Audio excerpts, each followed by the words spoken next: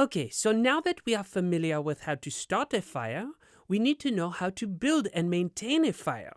So, yes, Braden? Do we need lighter fluid to start the fire? No, of course not. That is what the tinder is for. Speaking of which, other than the tinder, there are 2 more types of material for building the fire. Hey! No. Ah, mon Dieu, what are you doing? Oh, we figured we'd get things started while you finished your dissertation. Is the thing you want to get started a forest fire? Of course not. We're only lighting this little pile of dandelion fluff. It's just tinder. Oh, of course. And what is that innocent little pile of tinder sitting on? Nothing! Just these dead leaves. And what would you call that? Oh, that's tinder. We're so sorry. Before you know how to make a fire, you must know fire safety. That means making certain that the surrounding area is free of debris, not just on the ground, but also above you. Low-hanging tree branches can catch. Plus, have an available means of extinguishing the fire. And when it is out, spread the coals and further soak them to make sure none of them are hiding and still hot. Fire safety is essential to responsible fire making. Now, Kai, what are you doing? Oh, I'm not starting a fire. I just wanted to be prepared for when it's time to start a fire. So I'm practicing on this dope little piece of kindling. Okay, actually that log would be considered fuel. Kindling is smaller material, like this. Oh, right on. Fuel, kindling, tinder. Very good. It will not work to just try and set fuel on fire. You must build up the fire using gradually larger material.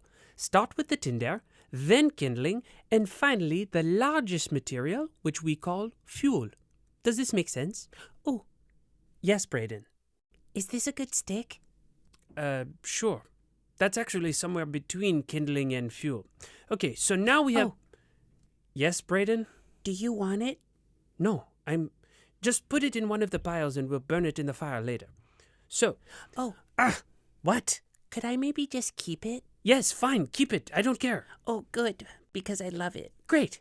Can I finish explaining how to build a fire now? Sorry, I actually have a question before we start. Okay, no, I need a break before I have a breakdown. DJ, s'il vous plaît. Ah oui. Jean, what was your question? Well, as you know, we've been trying to reconnect to nature. Yes. And we basically worked our way back through time to find the origin of where that disconnect began. Mm-hmm. So if humans' ability to make and control fire is kind of where that disconnect started, then is continuing to make fire like we're about to do kind of perpetuating that disconnection? Okay, let me ask you this. How are you going about reconnecting to nature? Mainly just by going out and being in it, I guess. Paying closer attention to it. Yeah. Interacting with it. Right. Respectfully. Very good. So let's say you were to witness lightning striking a tree, and the tree catching fire, okay?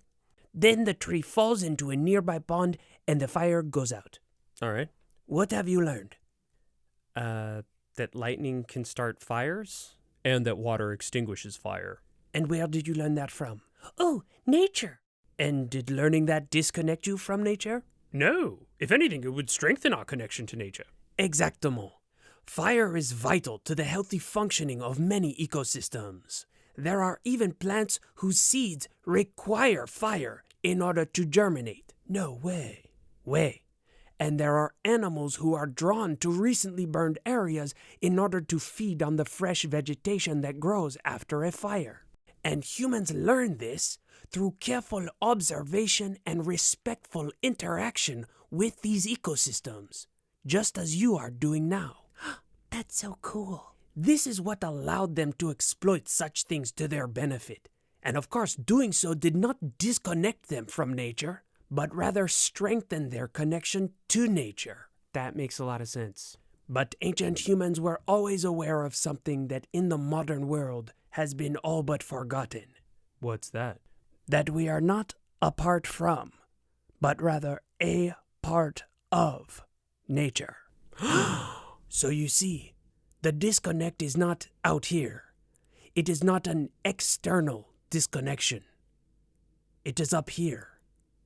It is internal. Bon, Now who's ready to learn how to build some different fires?